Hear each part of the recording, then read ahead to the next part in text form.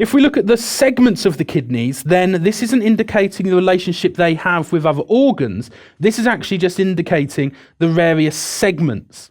And each kidney is divided into 5 segments. So we have 1 here in blue, then we have 2, 3, 4, and 5. We can't see these both on each side, but anteriorly we can see we've got 1 here, and then anterior, superior, and anterior, inferior segments here.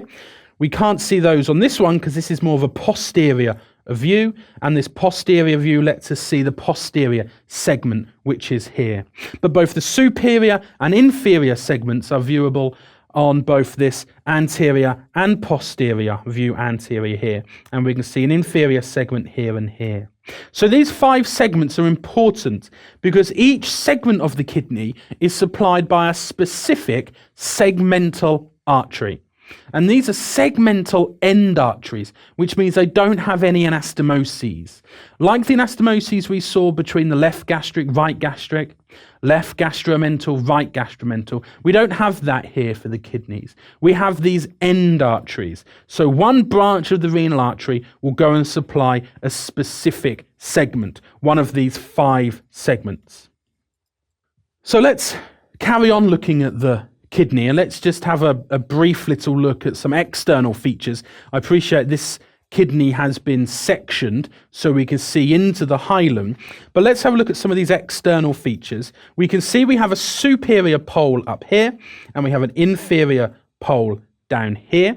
We have a nice convex lateral surface around here, and we have an indented kind of concave medial surface, and this is the renal hilum. This space here is the renal hilum. The renal hilum marks the entrance to a space that I've indicated earlier, located within the kidney, and that is the renal sinus. So this space here is the renal sinus. We can see it's filled with fat, also running within the renal sinus. Through the renal hilum are the renal veins, the renal arteries, and the renal pelvis. We'll see the formation of the renal pelvis, which is continuous inferiorly with the ureter. We'll see that the renal pelvis is formed via major and minor calyces, and these drain the renal pyramids. We'll speak about these later on. Also passing through the renal hilum within the renal sinus are going to be various nerves that control the activity of the kidneys.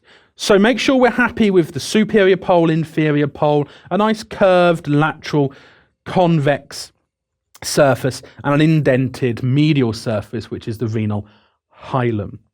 Each of these minor calyces are going to be formed via a renal pyramid, and we can see these renal pyramids indicated here. And renal pyramids are where the nephrons are located that do this water exchange, that control the water content, that control the salt content, and produce urine within the kidney. And they pass this fluid passes through what's known as the renal papilla, and it opens up into a minor calyx. So each of these renal pyramids, which we can see here, separated by a renal column, the renal column being an extension of the cortex in between the pyramids, these will give rise to a minor calyx. Now, the minor calyces are going to form a major calyx. So here we have a number of minor calyces forming a major calyx. And you may have 2 or 3 minor calyces merging to form a major calyx. And then 2 or 3 major calyces forming the renal pelvis. So here we can have a minor, forming this major one here. We have a few more minor ones, say here and here, and they're going on to form another major one here, and a few more majors receiving the minor calyces here. And ultimately, these are all coming in to form the renal pelvis, this dilated kind of triangular shaped part within the renal hilum, passes through the renal hilum, and it's then continuous with the ureter.